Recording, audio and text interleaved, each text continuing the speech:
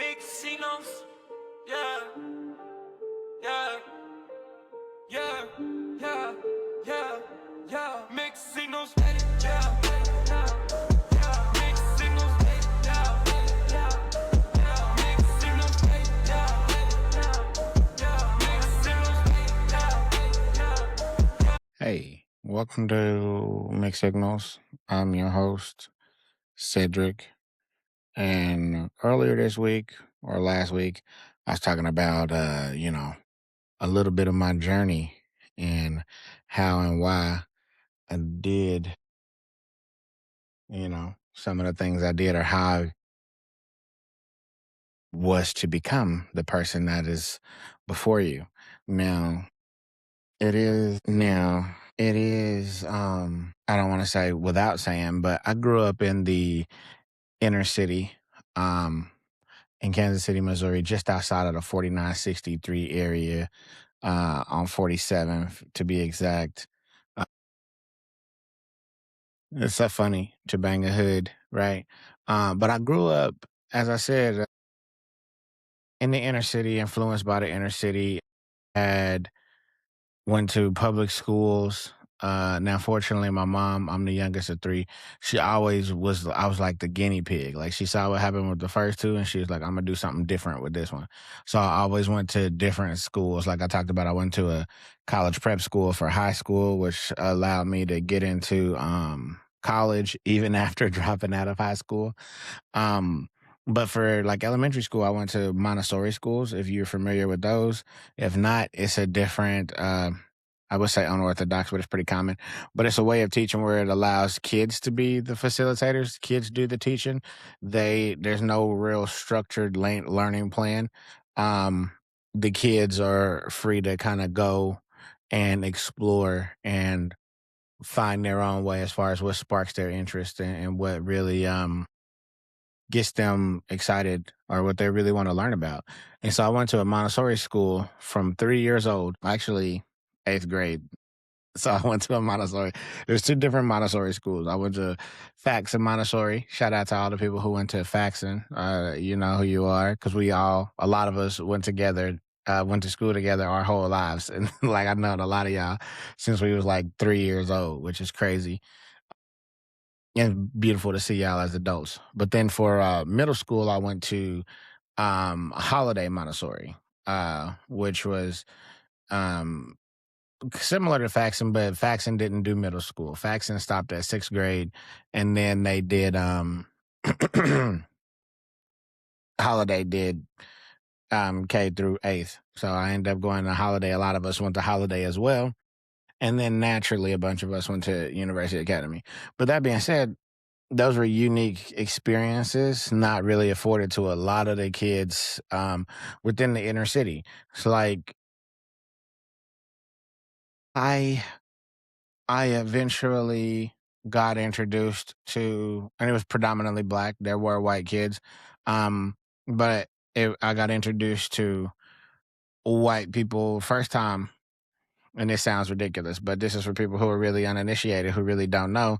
Is like you grow up around everything black when you in the inner city and you live in, the inner city neighborhood, everything that you grow up around is black. You know what I mean? Your neighbors, your friends, your family, your cousins, like everything is your teachers for the most part. They sneak some white teachers in there and things like that, but everything is black. I did have one white friend, and that sounds like a negative thing to say, but I had a bunch of white friends, but I had a white friend who was like my friend. This is the first person I spent the night at their house, and I'm pretty sure that's the first time I seen a finished basement as well, because he did not live in the inner city. Um, and so going to his house was quite an experience, something that I wasn't accustomed to, traditionally wasn't used to. It was nicer home, nice neighborhood, and like I said, I'm pretty sure it was like they had a refrigerator downstairs and they finished basement, and I was like, "This is living right here." Uh, but outside of that, I really didn't have a lot of interaction with white people. Um, like in the neighborhood, how we prepared for adulthood is we slapboxed. And if you're not familiar with slap boxing is, it's open hand fighting, right? And it's like sparring to see who. It's like fencing, for lack of better words, to where if you can get a smack on somebody, it's like a touche, it's like a touch, right? Or if you watch like sparring and like martial arts where you can get a clean kick or a clean hit on somebody, that's what slap boxing is. And that's what prepared us for adulthood, manhood. Not a lot of men in the household. So we had to teach each other how to fight. And I mentioned on the previous episode, like I was sensitive, I was soft, so everybody wanted to try me. So I had to be that much harder externally so I could be soft and internally, right? But we always just learned how to practice our craft. We just be out in the middle of the street, old heads be on the porch looking at us smoking cigarettes, judging us from afar or giving pointers. You got to keep your hands up. Keep your hands up. Like, now I put them down on purpose. That's a technique because then they think they got me. Then I'm going to hurry up and put them up. Anyway, ignorance. But yeah, old heads, neighbors, regular, um, I want to say crackheads, but I don't know like another term. I don't know if they smoke crack. So let's just clarify. I don't know if they smoked crack, but they look like avid drug users for sure. They weren't related to anybody. They were just around the neighborhoods. And they like fixed cars. Like they had a genius level a knowledge of like mechanics and how cars and shit worked. But, you know, they like to either get sauced or, you know, play with that rock, that hard. But yeah, those guys hanging around the neighborhoods, saying things. Those were the men that we had to look up to. And I knew who my father was. For a lot of you that know me, like I knew who my father was, but it was like a what white people call a Disneyland dad. And as I continue to echo, is my dad never took me to Disneyland. But what a Disneyland dad is I guess a dad who just gets his kids to take him to Disneyland, which is hilarious. But I went to see my dad on the weekends or like every other weekend. It really wasn't a consistent cadence. But that was the relationship, So these random old dudes, oh, and men of the neighborhood, taught us that those were our examples of what men were and what men looked like and how they how they carried themselves. I laugh at all of this because this is like a product of your environment is such a real thing that like for I feel like I made it out, like fortunately, but some of the people who I know are still in those circumstances, like entrenched in the trenches, fully immersed into that life. I think Andre 3000 said, he thought the idea was to like have a better life. But I guess it ain't because like I'm not hood, but I mean, I am. I periodically like to do ratchet things and say ratchet things, but I also can speak on a corporate event and talk to a crowd of people who don't look like me, who not where I'm from, and be able to communicate with them at a high level about my experiences, about their experiences, or just about anything. That's my gift and my curses. I can talk to anybody about anything. Excuse me. But these clucks and these winos and these alcoholics that would be at the basketball court and be at the neighborhood and periodically coming to fix the alternator on mama's car and all those things, those are what men look like to us. And then when I got in middle school, I met one of my good friends, Bano, and he came from another college prep school, Lincoln, and they had a bunch of white people there. So he hanging out with him, he had all of these pre-existing relationships with these white people. And so then we would go to like parties and get-togethers and things like this. And this is where like the super bad type movie type parties. This is when I got introduced to those type of things in middle school, where there was, like I said, way more white people. And this is when I really started to kind of get familiar with, like white culture. Like I started skateboarding. Well, I was never really good at skateboarding, but a lot of my friends started skateboarding and I would like video them skateboarding. That's kind of how I got into audio and video and stuff like that.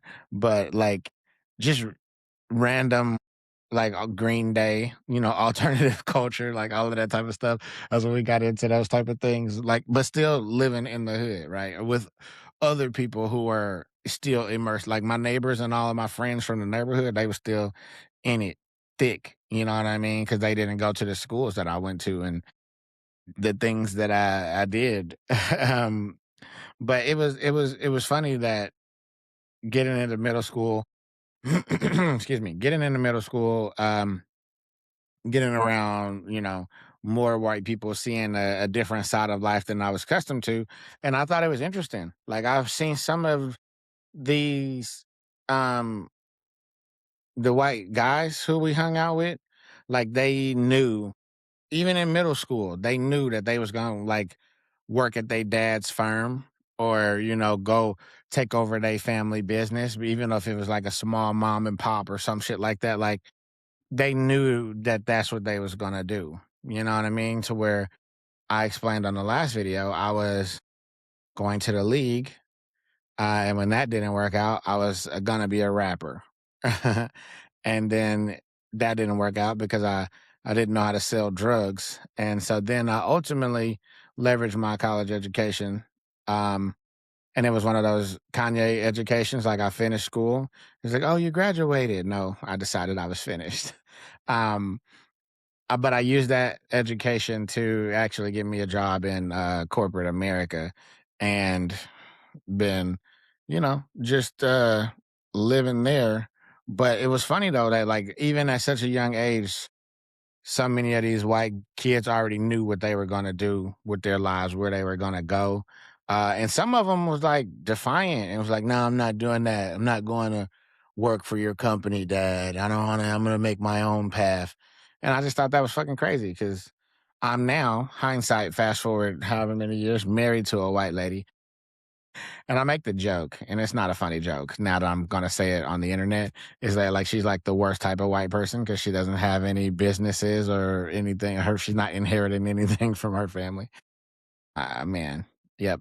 It's not as funny when you say it out loud to people, not her. But that is something that I do say, and that's like the caliber of white person that I've married into is I think it's a forgotten demographic, if I'm being 100% honest. It's the minority, the white minority that goes like, so she's from, like, so I'm from the inner city of Missouri, like I said, and she's from the inner city in Kansas, which is decidedly worse. She's from Wyandotte or Turner. I don't know where she's from, but neither one of those are great. And I apologize if you're watching this and you're from Wyandotte or Turner. Not everybody's perfect. My mom's from Wyandotte, to put that in perspective, but um, she's from the inner city of Kansas, and it's predominantly black, and they were, like I said, the white minority, and she has a pretty interesting dynamic and perspective that I don't think is really shown in like media a lot. Like it's not portrayed like on TV. You don't really very often get to see that um perspective of the white minority of this girl or guy who's going to the hood school and they talk black and they act black and you think like why is she trying to be like that? Like no, you a product of your environment. That's what you're literally around all the time. You gotta watch her though, because it's mud, right? You gotta watch her because it's mud. Actually, I want her to come on camera real quick. Close the door real quick and pop on for me for 2 seconds. Uh huh. I want them to see your ratchet ass braids. She gets her hair like this all the time, and I tell her not to get her fucking hair like this. Not for not for any like appropriation reason. It's just whenever she takes it down, it's a fucking hassle and all of the things.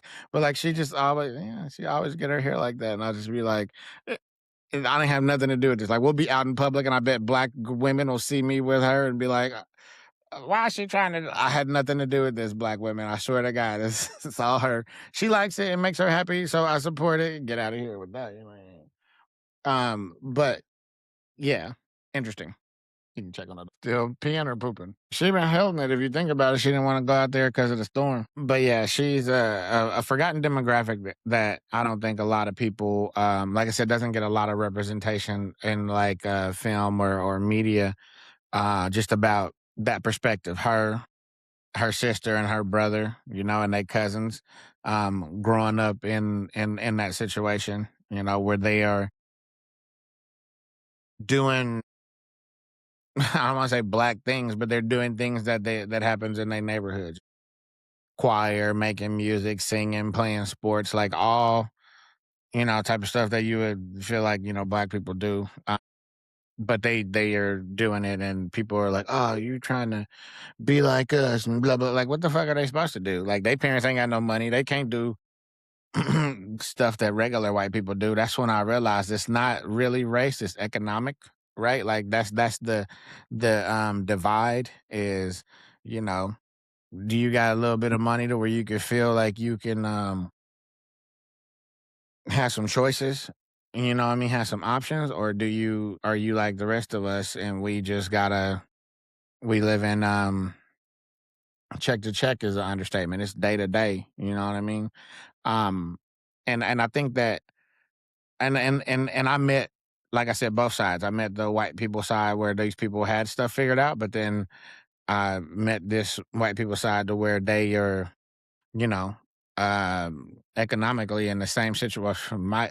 Me growing up poor, I don't know for sure, but I feel like based on the stories, um, we might have grew up with more money than Stormy as a white family. You know what I mean? And I don't mean necessarily money because, like, but we had different experiences. Like, we went on vacation every year, but it wasn't like a vacation. Like, I never went anywhere nice and it was all driving. I never been on an airplane until I was an adult. I was 18 years old. I hopped on an airplane. But prior to that, we drove to Arkansas, Texas, Oklahoma, Tennessee. Like, and every year we went somewhere to see family. It wasn't like staying in a hotel or somewhere nice. We were sleeping on somebody's couch or on somebody's floor.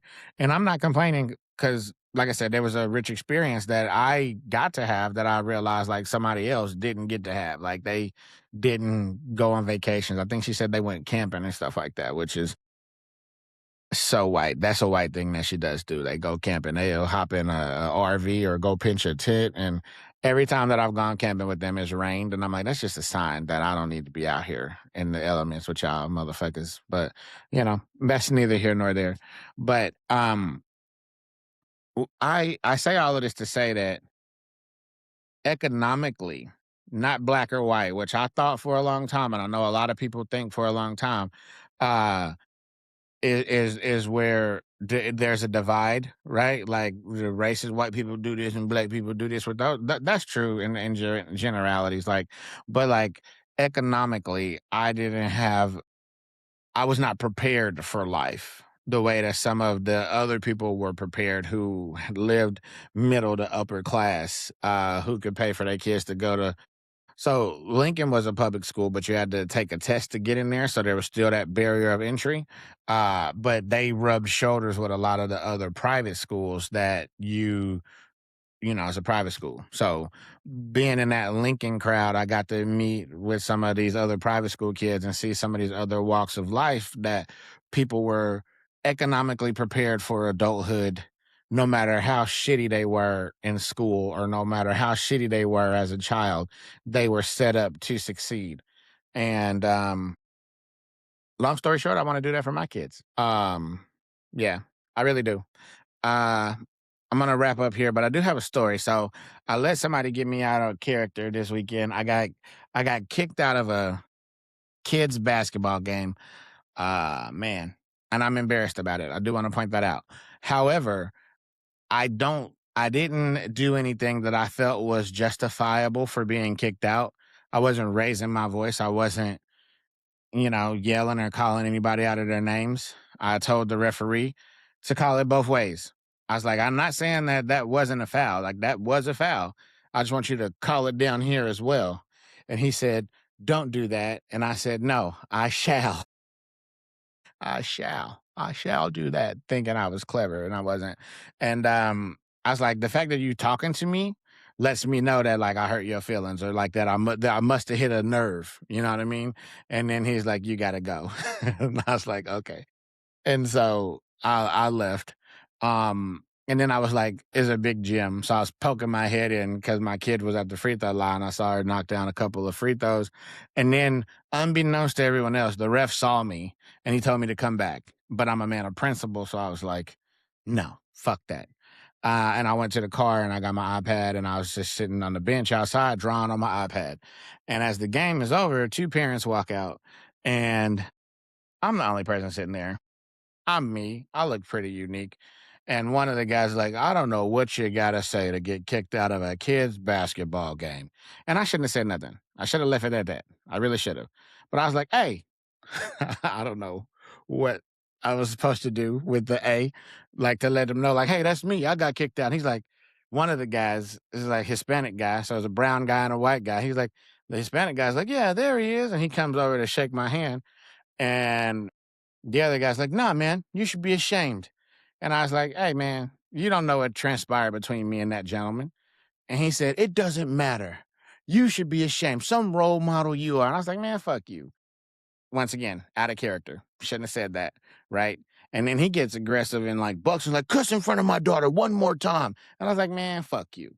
And he left. And that was the end of it. But still embarrassed about all of how it transpired. Like, for one, shouldn't have I don't feel like I should have been kicked out of the game, but I shouldn't have put myself in a position to be kicked out of a game. And then secondly, I could have just let them niggas go. What do I need to say to them? Me saying anything to them didn't prove nothing, except for me cussing in front of his kid, which if your daughter hasn't heard fuck at 10 years old, that's another conversation. But that's his conversation to have for his daughter, not for me. So and then I just looked like a buffoon, looked like an idiot, looked like a black person sitting outside in front of this Mexican and this white dude.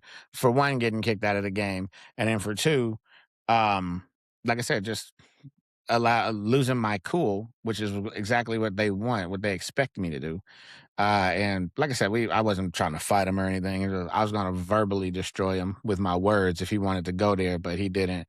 So I just said "fuck you" twice, and that's out of character for me. Like if my wife would have did something like that, I was like, "Man, what you trying to get her shot?" Blah blah blah. You know, so it's the double standard. But apologize to that gentleman, whoever you are. Apologize to your kid. As out of character. That's not a reflection of who I am. But I felt like you were judging me not knowing who I was, which also shouldn't matter to me because, like, who the fuck are you? But it's whatever. Um, on that note, that's all I got for today. This has been Mixed Signals with your boy Cheese, Cedric Maurice Cheese, all of the things. And take it easy.